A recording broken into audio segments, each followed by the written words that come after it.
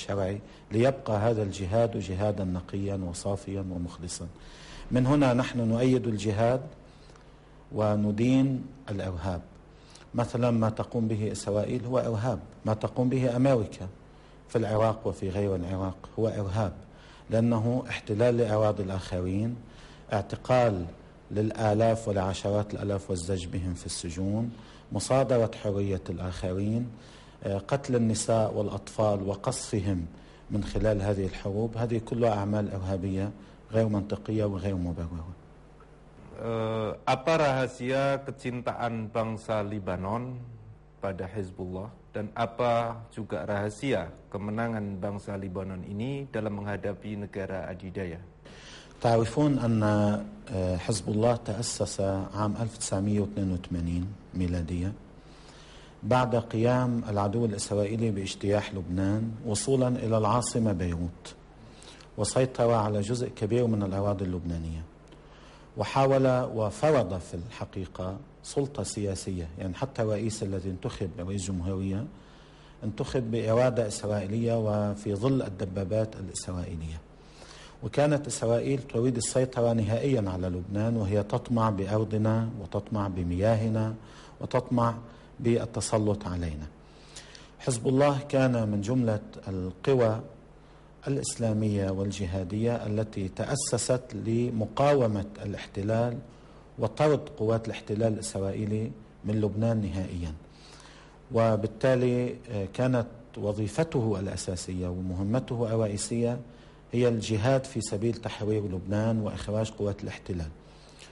هذا لم يكن فقط مجرد شعارات أو كلمات، وإنما حزب الله قدم تضحيات كبيرة من علمائه وقادته ومجاهديه ومن النساء والأطفال، وبذل جهودا كبيرة جدا وجبارة جدا وعلى مدى سنوات طويلة، حتى وفق بعد 18 عاما من احتلال إسرائيل الأراضي اللبنانية، يعني في أيار عام 2000 ميلادية، من طرد قوات الاحتلال من جنوب لبنان. وكان هذا أول انتصار إسلامي وعربي تاريخي وكبير وواضح على الإسرائيليين، والإسرائيليون اعترفوا بهزيمتهم أمام حزب الله وأمام المقاومة في لبنان. إذن حزب الله في نظر الشعب اللبناني هو المقاومة التي طردت الاحتلال، التي أعادت للبنان أرضه المحتلة وأسراه المعتقلين في السجون الإسرائيلية،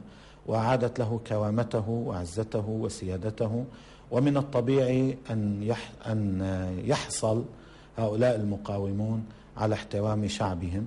وما زال حزب الله في نظر الشعب اللبناني هو القوة الجهادية والدفاعية الأساسية التي تقف في وجه أي اعتداء محتمل على لبنان من قبل الصهاينة أو غيرهم.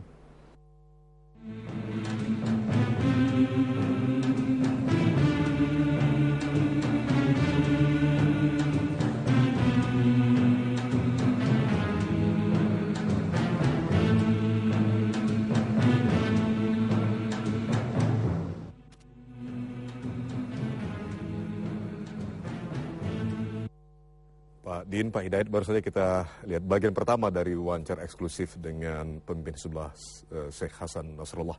Pak Din terlebih dahulu, apakah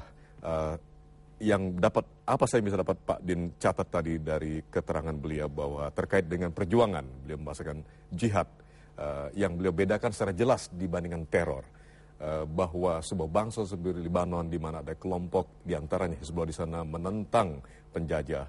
Itu kan analogi seperti sebuah bangsa termasuk bangsa Indonesia yang menolak penjajahan pada suatu saat dulu. Nah, apakah ini bisa dijelaskan dalam konteks pemahaman Islam? Ya, saya kira benar apa yang disebut dengan jihad memiliki batasan dan definisi tersendiri. Ya. Dan di luar itu bisa dianggap sebagai sesuatu yang bertentangan dengan jihad, karena jihad memiliki tujuan yang mulia gitu.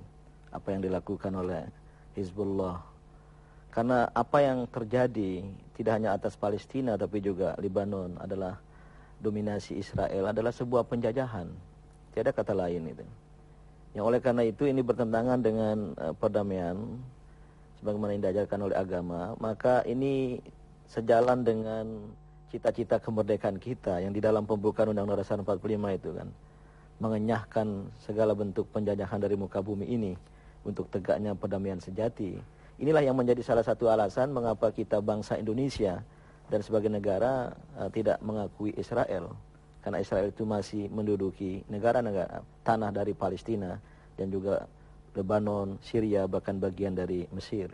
Pak Hidayat, apakah dengan demikian benar bahwa sikap Indonesia seperti tadi Pak Din telah garis bawahi, Israel sebagai penjajah khususnya yang telah mengangkangi hak rakyat Palestina misalnya, khususnya, dan kemudian mencoba menjajah Libanon, itu benar untuk tidak pernah diakui oleh negara Republik Indonesia, dan apa sebaiknya penyikapan berikutnya terhadap Israel yang notabene adalah negara yang menyebarkan teror? Ya, sejauh ini sikap pemerintah masih berada dalam koridor yang baik ya, dan karena memang itu sesuai betul dengan sikap dasar yang digariskan di dalam pembukaan UUD 45 yang dikatakan bahwa kemerdekaan adalah hak segala bangsa dan karena segala bentuk penjajahan harus dienyahkan dari muka bumi, dan bahwa Indonesia akan berperan serta untuk menghadirkan kedamaian yang abadi, dan pemerintah Indonesia bahkan juga pun telah mengirimkan pasukan menjaga perdamaian di Libanon Selatan. Satu hal yang saya kira patut untuk diapresiasi, sekalipun bila lebih kuat daripada itu pastilah bangsa Indonesia dan bangsa-bangsa dunia pasti akan lebih mengapresiasi kepada pemerintah Indonesia. Sampai hari ini pemerintah memang belum menampakkan keinginan untuk membuka hubungan dengan Israel, dan karena saya kira itu memang tidak diperlukan. Dan bahkan pun dalam pertemuan kemarin dengan utusan khusus dari Presiden Palestina, Sheikh Buraikat, baik ketika ketemu dengan saya maupun ketemu dengan Presiden, Sheikh Buraikat menyampaikan apa yang telah disampaikan oleh pihak Indonesia, bahwa Indonesia akan tetap bersama dengan bangsa Palestina, mendukung kemerdekaan bangsa Palestina, dan mereka sangat berharap bahwa suatu ketika nanti pasukan Indonesia akan berada di Palestina untuk menjaga perdamaian di Palestina, ketika Palestina akan memproklamasikan kemerdekaan Palestina dengan ibu kotanya yaitu Yerusalem. Pak Hidayat, Pak Din, nanti kita akan lihat bagian lain di mana Sheikh Hasan Nasrallah juga memberikan komentar mengenai keterlibatan Indonesia yang beliau apresiasi dalam pasukan perdamaian PB UNIFIL. Dan begitu juga kaitan dengan dukungan masyarakat Indonesia kepada perjuangan bangsa Palestina. Kita akan kembali sebentar lagi. Pemirsa, tetaplah bersama Dialog Kebangsaan bersama Pak Din Syamsuddin dan Pak Hidayat Nur Wahid. Kami akan kembali sesaat lagi.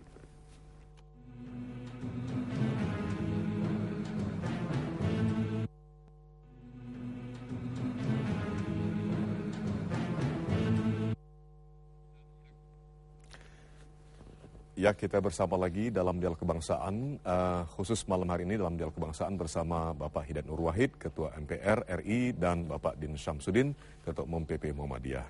Pak Hidayat, kita tadi telah lihat bagian awal dari wawancara eksklusif dengan Sheikh Hasan Nasrallah, begitu Pak Din. Kita akan lihat saja lebih dahulu lanjutan dari wawancara dengan beliau ini. Kami mohon nanti bahasan berikutnya dari Bapak berdua. Kita saksikan pemirsa bersama-sama berikut ini. Puncak kemenangan ilahi di Maharajan Al-Intisar pada 22 September 2006 yang juga ditayangkan oleh TVRI, Televisi Republik Indonesia. Saat itu sebagaimana negara-negara dunia berbicara tentang puncak-puncak kemenangan, saat yang sama bangsa kami juga tersentak penuh dengan kekaguman dari kebanyakan pejabat dan politisi hingga agamawan. Apa kaitan antara agama dan politik dalam hal ini? في الإسلام لا يوجد فصل بين الدين والسياسة، كما أن الإسلام أمرنا بالصلاة وبالصوم وبالحج وبأداء الزكاة وبالأمور العبادية المعروفة، كذلك هو أمرنا أن نهتم بجميع الشؤون والأمور المرتبطة بالحياة الدنيا، سواء كانت سياسية أو اقتصادية أو اجتماعية أو ثقافية. وهناك عنوان عام وعريض تحدث عنه رسول الله صلى الله عليه وآله وسلم: من أصبح وأمسى ولم يهتم بأمور المسلمين فليس بمسلم. أمور المسلمين هي ليست فقط الأمور العبادية، يعني كيف يحجون ويعتمرون ويصلون ويبنون المساجد. أمور المسلمين هي كل شؤونهم المرتبطة بدنياهم كما هي مرتبطة بآخرتهم.